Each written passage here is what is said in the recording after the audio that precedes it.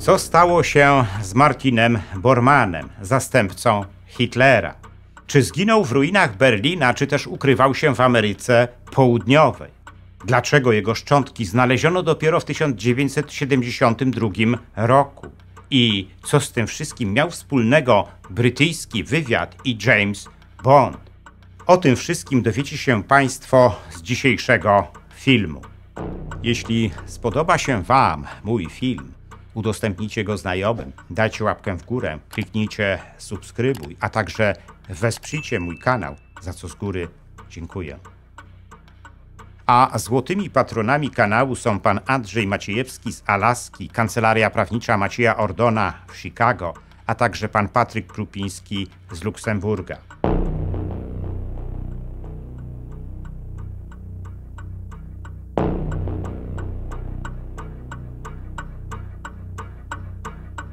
Powojenne losy Martina Bormanna, drugiej po Hitlerze osoby w III Rzeszy, przez dziesiątki lat stanowiły jedną z największych zagadek II wojny światowej. Według jednej z hipotez Bormann po samobójczej śmierci wodza III Rzeszy opuścił jego bunkier i miał zginąć w centrum Berlina od kul nacierających sowieckich żołnierzy.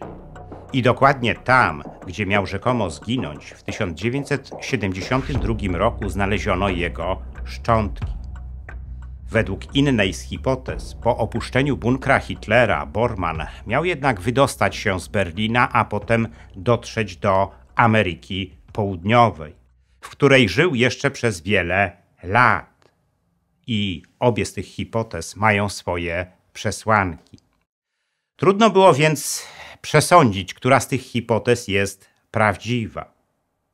Spróbujmy jednak prześledzić najnowsze ustalenia historyków odnośnie powojennych losów Martina Bormanna i znaleźć ostateczną odpowiedź na pytanie, co się z nim stało, gdy III Rzesza ostatecznie upadła. Zacznijmy od naszkicowania postaci samego Martina Bormanna. Urodzony w 1900 roku, Bormann był jednym z najważniejszych ludzi w otoczeniu Adolfa Hitlera. Już jako dwudziestolatek został sympatykiem przyszłego wodza III Rzeszy, zapisując się do jego partii. W 1924 roku wraz z Rudolfem Hessem został oskarżony o dokonanie morderstwa na Walterze Kadowie, który miał rzekomo zostać współpracownikiem francuskiej policji w Zagłębiu Rury i donosić na kolegów. Bormann został za to skazany i trafił do więzienia. Ale już po roku z niego wyszedł i zaczął piąć się w górę partyjnej kariery. W październiku 1933 roku Bormann został mianowany przez Hitlera Reichsleiterem NSDAP, a miesiąc później został deputowanym niemieckiego Reichstagu. Równocześnie pełnił funkcję szefa sztabu Rudolfa Hessa, który był zaufanym człowiekiem Hitlera i politycznym patronem Bormanna. Tak było do 1941 roku, gdy Rudolf Hess uciekł swoim samolotem do Wielkiej Brytanii, licząc na to, że doprowadzi do zakończenia wojny pomiędzy III Rzeszą a Wielką Brytanią. Dlaczego jednak Hitler nabrał wtedy zaufania do Bormanna, skoro jego patrona Hessa uznał za zdrajcę? Na to pytanie nie mamy jeszcze przekonywującej odpowiedzi. W każdym razie w maju 1941 roku Bormann został szefem kancelarii Hitlera. Dla brutalnego, ale zręcznego manipulatora, jakim był Bormann, było to najlepsze z możliwych stanowisk do osiągnięcia. Ale oprócz tego Bormann został wtedy także szefem Fundacji Niemieckiego Przemysłu imieniem Adolfa Hitlera, która gromadziła środki finansowe z różnych źródeł, które potem były transferowane na konta najważniejszych bonzów III Rzeszy.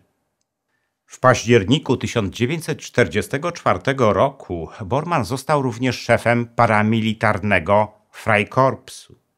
Był wtedy jednym z niewielu wysokich urzędników III Rzeszy, którzy posiedli wiedzę na temat zrabowanych przez Niemców skarbów i dokładnie wiedział, gdzie zostały one ukryte. Ale Bormann posiadał również wiedzę na temat zaawansowanych technologii, nad którymi pracowali naukowcy Hitlera, włącznie z ich projektami bomby atomowej. Wiedział też sporo o ludziach z najbliższego otoczenia Hitlera. Cieszył się zresztą jego absolutnym zaufaniem. Wódz III Rzeszy lubił nawet powtarzać zdanie, że aby wygrać wojnę, potrzebuje Bormanna. Ale dzięki tej władzy i tej wiedzy Bormann został znienawidzony przez hitlerowską elitę. Dla alianckich wywiadów był natomiast ważnym celem i zrobiłyby one wszystko, aby mieć go żywego w swoich rękach. Pod koniec wojny Bormann przeniósł się do bunkra Hitlera, usytuowanego pod kancelarią III Rzeszy. Zdawał sobie wówczas sprawę z tego, że jego partyjni wrogowie mogą go bez zawahania sprzedać aliantom, aby ratować własną skórę. Wiedział też, że jest zbyt znaną postacią, aby nie rozpoznali go nacierający na Berlin Sowieci. I dlatego uznał, że bunkier Hitlera będzie dla niego najlepszym schronieniem. Gdy wódz III Rzeszy popełnił samobójstwo, co nie jest jednak wcale takie pewne, Bormann postanowił ratować siebie. W nocy z 1 na 2 maja 1945 roku wraz z kilkoma mieszkańcami bunkra wydostał się na zewnątrz. Po raz ostatni miał być widziany w centrum Berlina, gdy ukrył się za niemieckim czołgiem, licząc na to, że pod jego osłoną zdoła dotrzeć do brzegów Szprewy i wydostać się rzeką z miasta. Uciekający z Bormannem Erich Kempka, który był kierowcą Hitlera, zeznał po wojnie, że widział, jak czołg, za którym ukrywał się Bormann, został trafiony przez sowiecką artylerię, a on sam leżał po tym wybuchu w leju po bombie. Tyle tylko, że sam Kempka miał w tym wybuchu stracić wzrok. Nie mógł więc tego zobaczyć.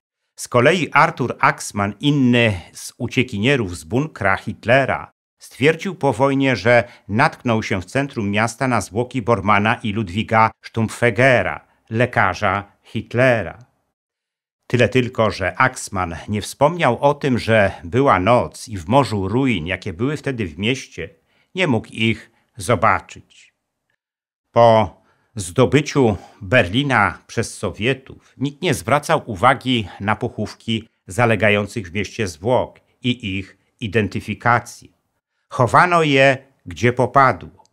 W miejscu, gdzie Axmann miał widzieć zwłoki Bormanna i Stumpfegera, pomimo podjętych poszukiwań, ich nie znaleziono. Nie można więc było stwierdzić z całą pewnością, że Bormann nie żyje. To właśnie dlatego, gdy zaczął się proces norymberski, skazano Bormanna zaocznie na karę śmierci.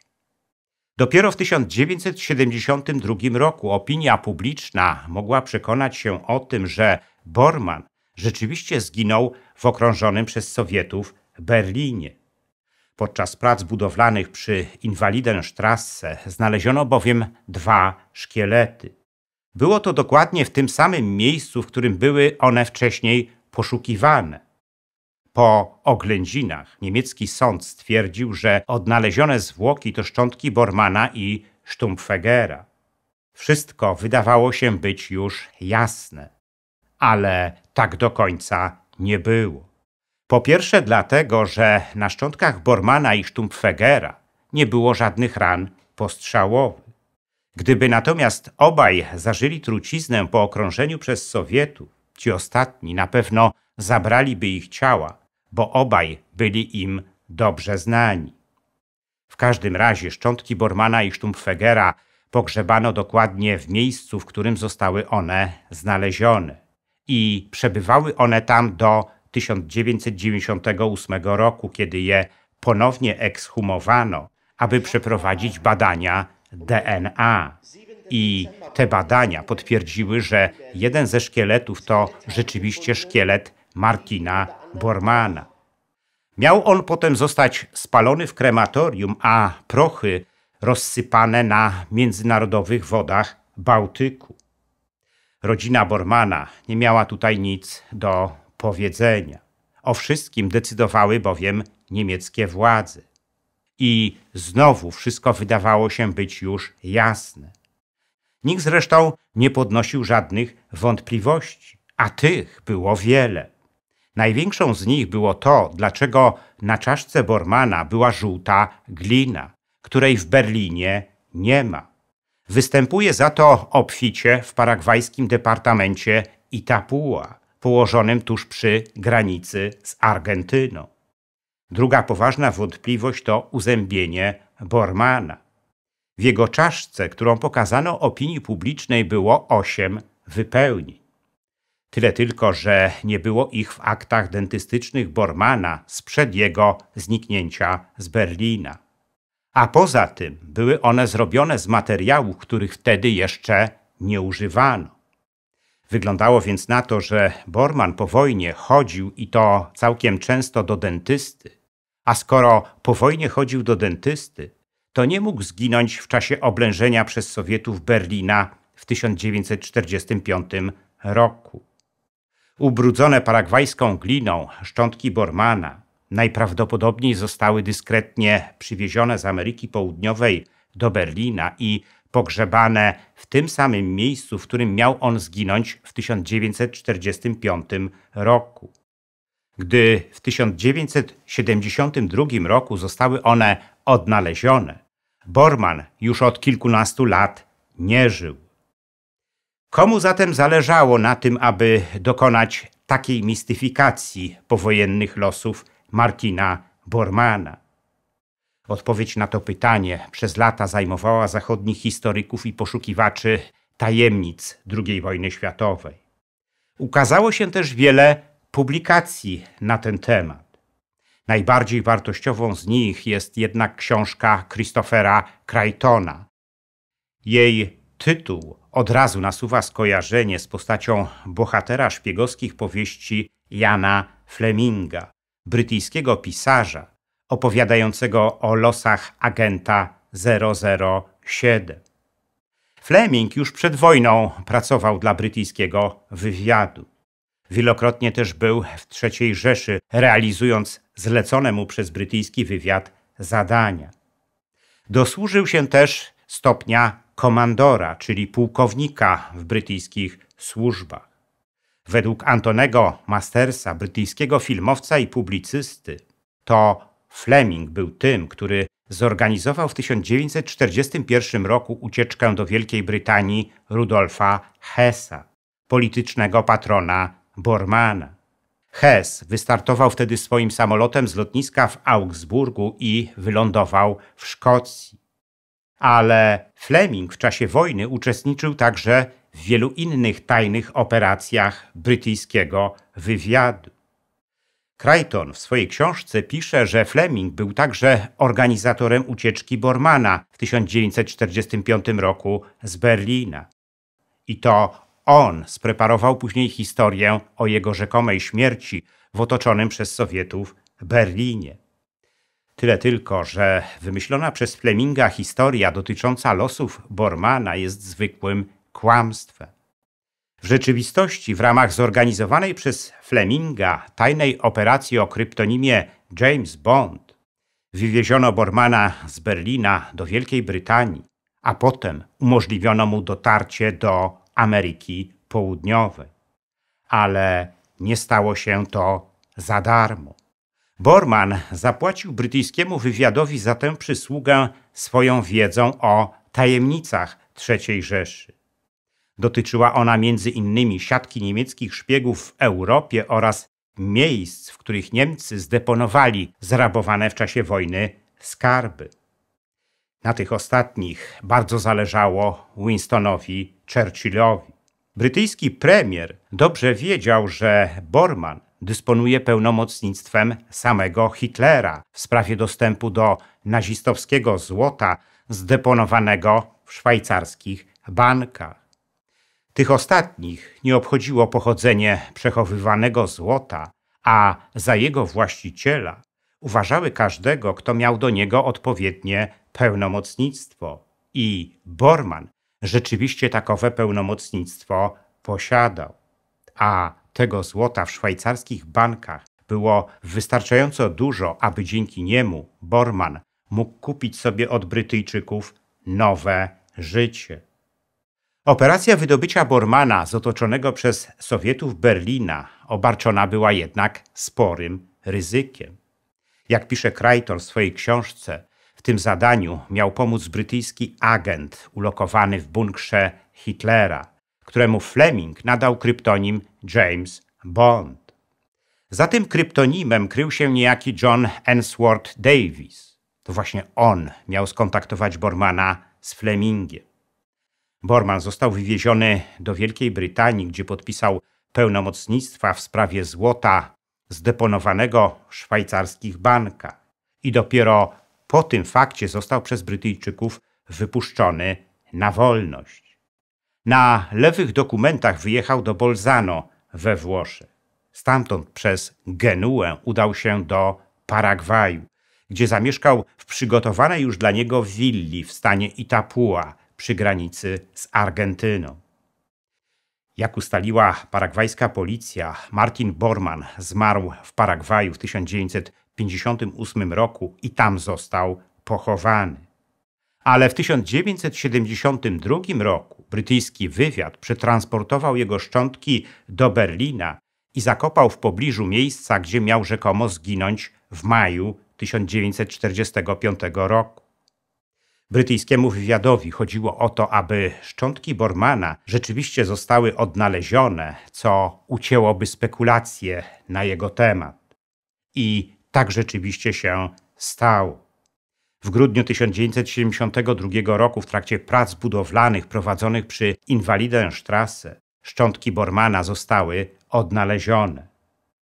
Brytyjczycy mogli więc odtrąbić rozwiązanie zagadki Martina Bormanna i opinia publiczna tę wersję kupiła.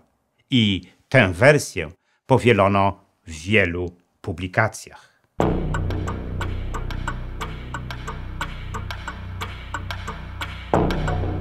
Dziękuję za liczne komentarze moich filmów i wpłaty. W sposób szczególny chciałbym podziękować złotym patronom, którymi są pan Andrzej Maciejewski z Alaski, Kancelaria Prawnicza Macieja Ordona w Chicago i pan Patryk Krupiński z Luksemburga, a także srebrnym patronom, wśród których są panowie Dariusz Kwoka, Dariusz Wietrzykowski, Arkadiusz Strykowski, Bartosz Filip Cichy oraz Kongres Polonii Kanadyjskiej z okręgu Toronto, Stowarzyszenie Nasza Polonia z Australii i firma informatyczna Sagitum S.A. Dziękuję również pozostałym patronom, gdyż każda kwota wsparcia jest dla mnie ważna. Zachęcam wszystkich do wspierania mojego kanału, co pozwoli na jego dalszy rozwój. Teraz można to zrobić nie tylko przez Patronite. Szczególnie dla patronów zagranicznych przydatne są możliwości bezpośredniego wsparcia na YouTubie w formie jednorazowej wpłaty klikając podziękuj, a także cyklicznych wpłat klikając wesprzyj na dole ekranu. Wpłat można też dokonywać przez PayPal oraz bezpośrednio na moje konto bankowe, którego numer widzicie teraz na ekranie. Więcej informacji na temat wspierania kanału na różne sposoby znajdziecie w opisie pod filmem.